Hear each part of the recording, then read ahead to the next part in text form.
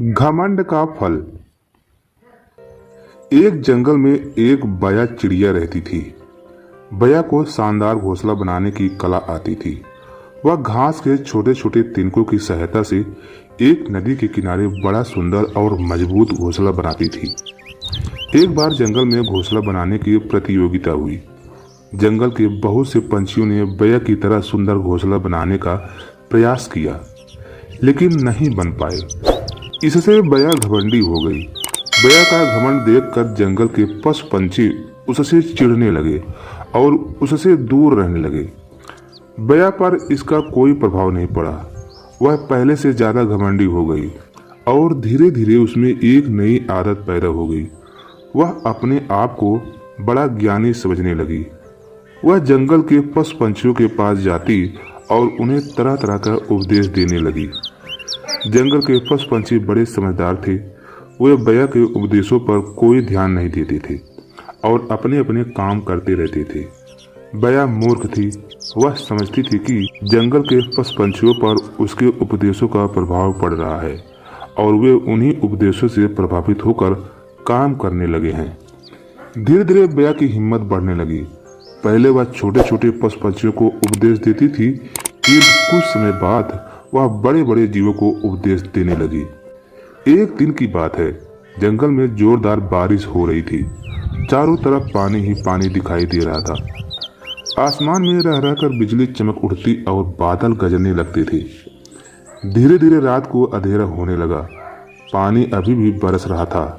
जंगल में सभी पशु पंछी पानी से परेशान थे। उन्हें दिन भर से कोई भोजन भी नहीं मिला था।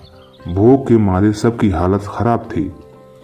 कुछ पंछियों के घोंसले पानी में बह गए थे और वे पेड़ की डालियों पर बैठे बैठे भीग रहे थे। बया सब कुछ देख रही थी और खुश हो रही थी। उसे कोई परेशानी नहीं थी। उसका घोंसला पूरी तरह सुरक्षित था। उसके घोंसले में इतना भोजन था कि उसने खा लिया था और अपने बच्चों को भी खिला दिया था। बया बहुत खुश थी। पानी अभी भी बरस रहा था। बंदर पेड़ की एक डाली पर बैठा भीग रहा था। उसने सुबह से कुछ भी नहीं खाया था। वह बहुत भूखा था। बया ने बंदर को देखा तो बोल पड़ी, अरे बंदर भाई, तुम तो बड़े हट्टे कट्टे हो। एक घर बना लेते तो इस तरह भीगना न पड़ता। बंदर को बया की बात बहुत बुरी लगी, लेकिन उसने इस पर कोई ध्यान नहीं दिया। बया की हिम्मत बढ़ी। उसने फिर से उपदेश आरंभ कर दिया, बंदर भाई, आलस अच्छी चीज नहीं। ईश्वर ने तुम्हें मजबूत हाथ पैर दिए हैं। तुम बड़े आराम से घर बना सकते थे। तुमने घर न बनाकर बहुत बड़ी भूल की है, इसलिए आज तुम्हें परेशान होना पड़ रहा है। बंदर बड़ी देर से बया की बकबक सुन रहा था। बया चुप होने का नाम ही नहीं ले रही थी। अचानक बंदर को गुस्सा आ गया। वह बड़ी तेजी से उठा और जाकर उस डाली को झकझोरने लगा जिस पर बया का घोंसला था।